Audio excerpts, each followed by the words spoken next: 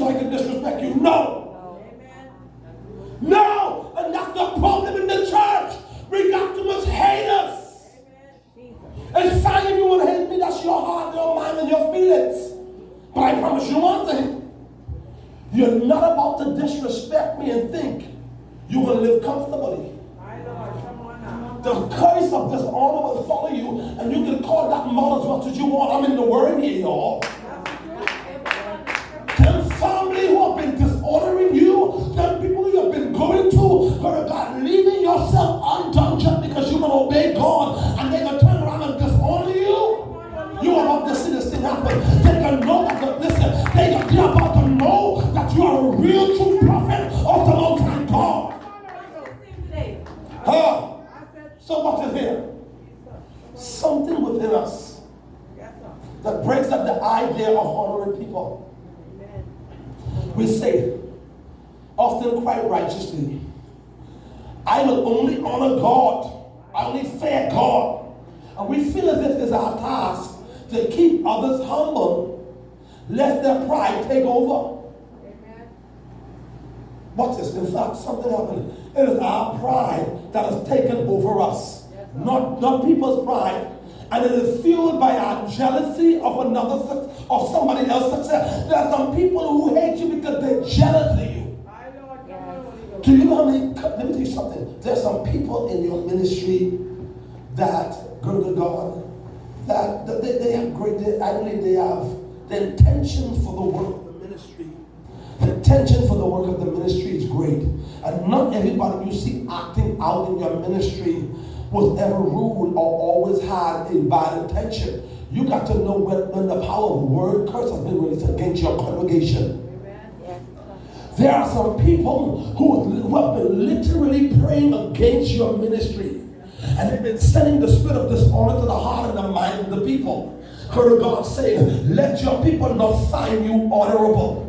Lord God, and so submissive and as honorable as she is, Lord God, all of a sudden she comes into a season where she can't deal with pastor. Lord God, she was the one that I could correct silently, publicly, openly, wherever, and she took it in love, and her level of service towards the leader, Lord God, intensified even the more. But because the power of word curse, simply because she is not devoting herself to prayer because of her position. In your position, your life, your prayer life, supposed to be to the highest. Why? Because you walk so close with the leader, but God, to the place where I'm willing to take a blow. But God, I'm going to catch with Pastor Tootsie. I'm going to take on what he ain't taking on. But I understand the assignment of leadership is not easy. Because I have to submit and devote my life to the place of prayer.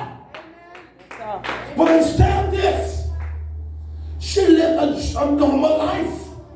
You are not a normal person when you hang around with a true prophet. You cannot live a normal life if you're going to serve a prophet. And the problem is, a lot of us don't mind serving, but Pastor, I want to live how I want to live when I can serve. Come on. Pastor, I don't mind coming and giving you water. But Pastor, I got to see my boyfriend at the church. It's fine with seeing it. But the problem is, you bring about the curse, the word curse that was sent out from the outsider. Do you know how many pastors, how many people come to your ministry to preach and minister for you, and they operate in the highest level of jealousy and intimidation? And even though they preach a good word, they preach out of a bad spirit. You gotta look up who tell you good morning with a smile. Read the spirit. Stop taking people by face value. This is the time in the season your discernment has to go up. You cannot know. So your discernment cannot remain shallow. You are going to have to allow your discernment to launch out into the deep. Lest you break out on a major level of dishonor against your leader. And you don't even understand how you did that. And so you'll be one that is apologizing every week but never changing. You're not tired of those people who constantly, Pastor, I apologize, and Pastor, you're so right, and I'm going to work on me, and I'm going to spend some time in prayer, and I'm going to get it together, and they make you all these promises, and guess what? They get worse. And so I'm coming to the place where I say, listen, I don't want no apology, I want change. Amen. some people who don't want to change. They want to apologize.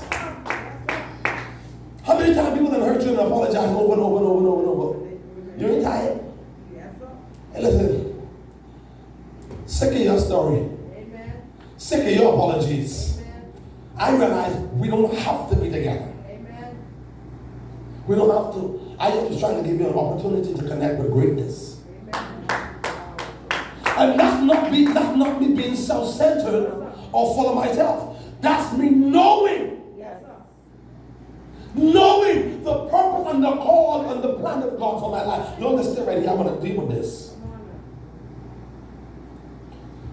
See, God calls us to honor all man for the simple fact that he chose to give them life. You gotta honor people and respect them just because they have life. The Bible said Jesus lived and died so sinful man can be what? Saved. We do not go around disrespecting people. Huh? Listen to me. Every one of us is just as valuable to God as his son Jesus. Today, or the person that may be sitting outside of you that might be a sinner, but by showing honor, you tell that person that he or she is very important to God. That's honor. That's respect. Some, we have been called to honor because of our attainments. Others, we honor because of their intrinsic work to God. We honor them. Amen? But yet, the call of God is to what? Honor God. Honor all. The call of God for your life is to honor. Amen. I call you just coming to preach. No, he call you to respect people. Amen. And if you ain't got respect and you ain't got honor for people, then your integrity is under questioning. Because how is it you could be a preacher who got stink, nasty, dirty attitude? And you have no self-control, and you expect God to trust you?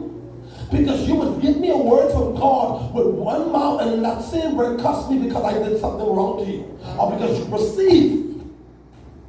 And so what happens to the word that you brought to me from the Lord? The word in itself becomes contaminated and rejected because I am not going to receive a word from nobody who curses at me or who do not respect or honor me.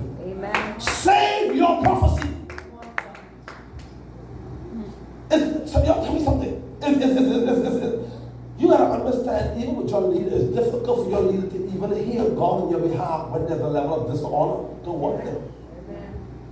God will stop speaking to your leader on your behalf. You don't see how much tragedies and so many hard things have been happening in your life ever since you kind of break the level of loyalty and the trust that you had and the level of love and respect that you had towards your leader. Let's take a look at your life. Look at how many things are just going down. You don't pay with God's anointed. And God got you in that same posture, but you cannot obtain this great level of divine protection because you yourself is doing the same thing. Amen.